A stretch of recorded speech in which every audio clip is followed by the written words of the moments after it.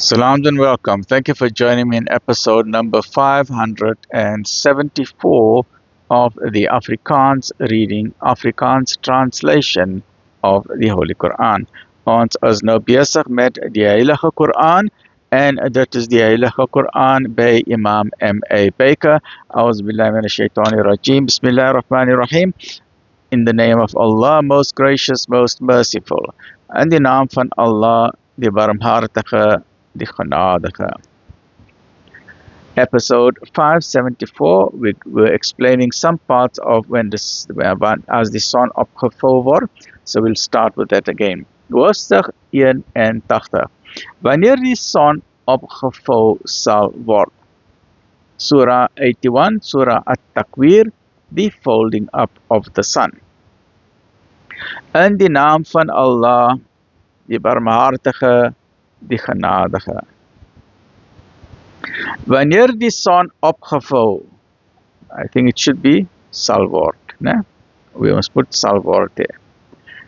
When the sun will be folded up. So, wanneer die son opgevul sal word en die sterre dof sal word. Wanneer die berge sal verdwyn en wanneer die dragtige kamele ver nalaat sal wees en die wilde diere versamel sal word en wanneer die riviere leeg sal loop en al die mense verenig sal word en wanneer die kind wat lewend begrawe is sal vra vir watter misdaad sy doodgemaak is en wanneer die geskrifte versprei en wanneer die hemel blootgelê word en wanneer die hel aangesteek en die paradys nader gebring sal word.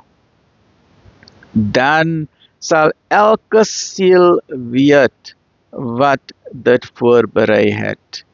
Ek roep tot getuie die planete wat terugwyk. Hulle koers volg en ondergaan.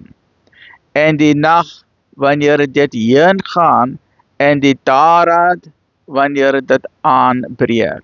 Dit is sekerlik die woord van 'n edele boodskapper, die besitter van mag en bevestig in die aanwesigheid van die Heer van die troon. Een aan wie gehoorsaamheid toekom, die getroue en julle metgesel is nie kranksinnig nie. En waarlik, hy het hom self op die uithoeke van die wêreld gesien.